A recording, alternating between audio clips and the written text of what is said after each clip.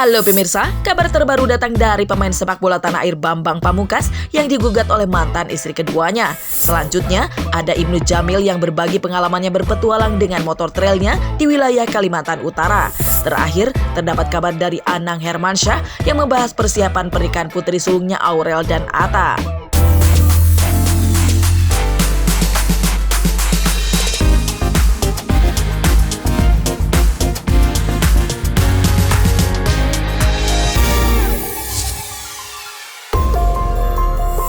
Semua pasti kenal dengan pesepak bola profesional Bambang Pamungkas yang telah pensiun dari klub Persija. Tak disangka-sangka, pria usia 40 tahun ini digugat oleh sang istrinya yang bernama Amalia Fujiawati di Pengadilan Agama Jakarta Selatan. Hal tersebut dibenarkan oleh Wati Trisnawati selaku pengacara Amalia. Di samping itu, Bambang tak menghadiri sidang pemanggilan hari ini. Usut punya usut, Bambang sudah menikah dengan Amalia secara siri sejak 3 tahun lalu dan dikaruniai seorang anak. Bahkan, kini Amalia tengah mengandung 7 bulan. Menurut sang pengacara, Amalia hanya menuntut untuk pengesahan anaknya. Majelis hakim tadi, majelis hakim tunggal, karena ketua sama anggota harus sakit kan COVID. Jadi sidang diundur 2 minggu. Jadi sampai tanggal 14 April. Agendanya masih pemanggilan para pihak. Panggilan di beberapa pihak. Pemanggilan pihak. Agendanya masih agendanya direncanakan itu mau dipenunjukan mediator, mau dimediasikan. Maksudnya gini, kan terkait ini kan memang ada pernikahan siri ya antara Pak Bambang dengan Bu Amalia, itu sekitar 3 tahun yang lalu ada pernikahan siri, memang belum sempat didaftarkan dan dari pernikahan tersebut sudah ada dikaruniai 1 orang anak dan posisi Bu Amalia juga sekarang sudah hamil kurang lebih 6-7 bulanan lah ya. Nah ini terkait untuk anak legalitasnya kami juga kan perlu tuh untuk pengasahan anak ya, terkait nanti identitas anak itu sendiri, nanti untuk akta kelahiran, ijazah dan lain sebagainya. Jadi di sini kami mengajukan untuk pengasahan anak. Isbat nikah Bu? Isbat nikah. Atau isbat nikah ya. Ini kan memang agak ini ya, karena kan Bu Bambang sendiri kan punya ini ya, punya pasangan. Ya, jadi kan kita Bu Amalia juga nggak menuntut seperti untuk isbat nikah. Nah istrinya? Untuk pengasahan asal usul anak. Anak aja. Ya penting untuk kepentingan anak di sini. Kalau kontak sih, ini sampai dari yang 2 bulan yang lalu bukan. Jadi perceraian itu memang ini kan pernikahannya pun pernikahan siri dilangsungkan hanya secara syariat Islam, belum didaftarkan di pengadilan di KUA. Jadi itu nggak ada, nanti gugatan cerai memang nggak ada. Tak sampai di situ, faktanya Bambang Pamungkas sudah mentalak Amalia dan disaksikan oleh kedua belah pihak keluarga serta seorang ustadz. Bahkan menurut pengacara Amalia, pengesahan anak sudah tertera jelas dalam pasal 43. Ini kan sudah ada pernikahan siri di antara mereka. Kan gitu. Iya. Jadi hanya minta pengakuan aja kok. Kan pihak PBB juga kan sudah mengajukan orang talak ya. Talak di bulan Desember yang pengesahan anak itu pada saat ada putusan MK tuh terkait yang masih Muhtar sama yang Murdiono memang ada itu kan. Jadi secara itu anak itu akhirnya punya hubungan keperdataan dengan ayah kandung atau ayah biologis dan keluarga ayah kandungnya. Itu pasal 43. Wajib secara hukum iya wajib. Itu kan istilahnya hak anak ya. Hak anak dilindungi oleh undang-undang juga, apalagi ada undang perlindungan anak. Ini kan anak juga punya hak dia untuk dilindungi, diberikan kasih sayang, diberikan nafkah. Itu mah ada saksinya, ada ustadz, ada keluarga dari Bu Amalia, ada keluarga dari Pak BP itu diwakili sama temennya waktu itu ya. Jadi kalau secara syariat Islam sih sudah sah.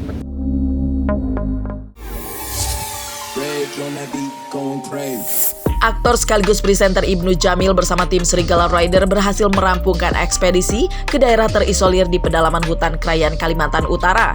Tujuannya adalah ingin memberitahu kepada Presiden Joko Widodo agar akses darat di perbatasan Krayan cepat direalisasikan.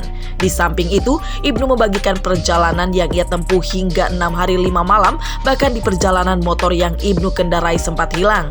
Tapi lelah yang ia rasakan tak terbuang sia-sia karena Ibnu Jamil disambut hangat oleh warga lokal Krayan. Tak hanya itu, Ibnu juga merupakan artis pertama yang mampu menginjakan kaki di daerah terpencil itu. Niat awalnya kita hanya ingin berkenalan dengan saudara-saudara kita yang ada di perbatasan, di tempatnya di Krayan. Tapi setelah kita mendapatkan Krayan itu seperti apa, kayaknya kita berhak deh untuk memberitahu mungkin sekedar mengingatkan, bukan bermaksud untuk mengkritik yang mungkin banyak orang bilang, lu menyebarkan apa berita ini berita itu. Tapi gue cuma ingin menyambung lidah aspirasi mereka. Mereka itu butuh yang namanya akses, mereka itu butuh yang namanya kesamaan harga, mereka itu butuh yang namanya keadilan sosial bagi seluruh rakyat Indonesia, di mana di sini harga bensin berapa? Di bawah 10.000 masih bisa? Di sana 50.000. Di sana 50.000. Dan itu campuran solar. Dan itu pun bensinnya udah bukan bensin murni, dan banyak banget hal-hal yang memang ternyata tidak sama dengan apa yang kita dapatkan. Jadi bukan sok pahlawan, cuma sesama warga negara Indonesia kayaknya gue berhak deh untuk berbagi ini, gue sebarin, karena berita yang gue dapat dan Om Karin juga dapat, Krayan itu adalah sebuah kecamatan yang sudah terhubung dan sudah punya akses darat. Tapi pas kita ke sana ternyata akses daratnya itu sangat 6 hari 5 malam. 6 hari 5 malam. Kalau hampir mati. Kalau dipakai mobil itu kalian mesti nembus sampai 1 bulan. Kalau nggak pakai alat berat nggak bisa. Kalau nggak pakai alat berat nggak bisa. Jadi betapa terisolirnya mereka. Jadi mereka juga sempat mengatakan, dada saya Garuda, tapi perut saya harimau. Malaysia maksudnya. Jadi apapun yang mereka dapatkan itu lebih banyak dari Malaysia ketimbang Indonesia. Dan saya berharap dari berita ini kalian bisa meneruskan berita ini ke Indonesia, ke pihak-pihak yang berwenang, ke pihak-pihak yang bertanggung jawab, kalau perlu ke Pak Presiden Joko Widodo yang terhormat. Semoga bisa mendengar aspirasi ini. Karena pada dasarnya memang saat itu Jokowi pernah ke sana, pernah berjanji akan membuka akses itu sampai ke Malinau. Memang bukan hanya Krayan aja, bukan hanya Krayan saja. Banyak ada tempat-tempat lain yang menjadi perbatasan, dan sudah selayaknya juga kita bisa melihat itu jauh lebih bijaksana. Ya, next film yang lain.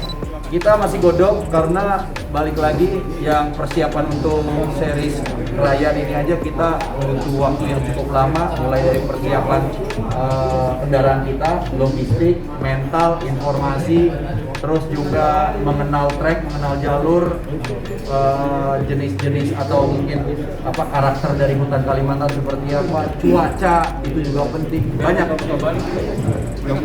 Motor gua nggak balik, motor gua berwarga negara. Kita dianggap memang saudara sama mereka, dan itulah selayaknya yang sudah terjadi. Kita dijamu sebagai tamu, kita juga sangat dihormati, begitu juga kita sebagai tamu harus menghormati tuan rumah. Dan gue merasakan Indonesia tuh indah, Indonesia tuh orang Indonesia baik-baik, nggak ada yang jahat, nggak ada. Itu yang jahat cuma ada di film. Ya, mungkin itu juga mungkin fiksi, tapi Indonesia tuh semua baik. Begitu gue sampai di Kalimantan, gue disiapin semua. Mungkin gue boleh pamer di sini ya. Gue Ibnu Jamil adalah artis pertama yang menembus Krayan melalui jalur darat. Itu melalui motor dan juga jalan raya. Tak ada kabar selama 6 hari membuat istri Ibnu Jamil, Ririn Ekawati, ikut khawatir dikarenakan Ibnu tak bisa dihubungi. Bahkan Ririn sampai mencari pertolongan ke pihak keluarga Ibnu. Setelah mendengar itu, Ibnu tak bisa menahan air mata dikarenakan ia sudah meninggalkan sang istri untuk beberapa hari. Jujur gini, kalau pas untuk gua menuju Kalimantan, gua dapat izin karena kerjaan ini datang sebelum gua nikah, gua ngelamar Ririn. Nah, setelah itu pas gua jalan, mungkin dia berharap main motor doang. Ya udah, kabarin aja. Hari pertama gua nggak ada kabar, hari kedua nggak ada kabar, hari ketiga nggak ada kabar, dia masih santai katanya. Biasa nih kalau orang masuk hutan kayak gitu. Hari keempat dia mulai panik, hari kelima dia hubungin keluarga gua semua, sampai teman-temannya minta tolong cariin suaminya itu ada di hutan Kalimantan di sebelah mana, tolong cariin. Sampai itu ada yang sempet chat di media sosial, dihubungin, tanya keberadaan suaminya dan juga timnya ada di mana. Dan saat itu tidak ada yang bisa menemukan kita. Sampai kita terdampar 6 hari. Sebenarnya bukan terdampar, kita masih terus berjuang, bergerak terus untuk menembus jalur itu. Memang logistik udah mulai habis dong. Logistik 6 hari menembus. Pertama kali gua ketemu dengan orang lokal di situ, di luar dari tim gua nangis. Baru kali itu gua main motor sampai nangis. Bukan bensin habis, bukan ban bocor, tapi gua jadi kayak ngerasa selama 6 hari 5 malam itu gue sempat berpikir, gue baru 2 minggu nikah, 2 minggu gue punya istri, terus istri gue sekarang lagi apa, keluarga gue lagi apa, anak gue lagi apa, itu yang gue pikirin. Ya mungkin gue yakin sih Benny, Jerry, Igor, Om Garing juga berpikir seperti itu. Tapi memang kita sebisa mungkin, kita karena udah main lama, hal-hal itu jangan sampai keluar dan nanti akan bikin down mental teman kita. Itu yang mesti kita jaga. Setelah itu ketemu orang klien pertama, gua nangis, gua tanya sinyal di mana? Sinyal, gua mau ngabarin istri gue, gitu. Ketemu, iya ada, tapi kalian harus bermalam dulu di sini karena sore. Jadi baru besok gua dapat sinyal. Besoknya gua kabarin, di situ istri gua lagi sholat, dia lagi berdoa, dia dapat telepon dari gua, dia bilang alhamdulillah udah dapat kabar, dia nangis. Ya udah, kita melepas rindu. Ya jujur ada takutnya sih, takut dimarahin gue, takut. Tapi ternyata dia nggak marah, dia cuma khawatir. Yang penting semua baik-baik aja. Langsung kita semua di sini sebarin informasi ke keluarga kita masing-masing, ke teman-teman.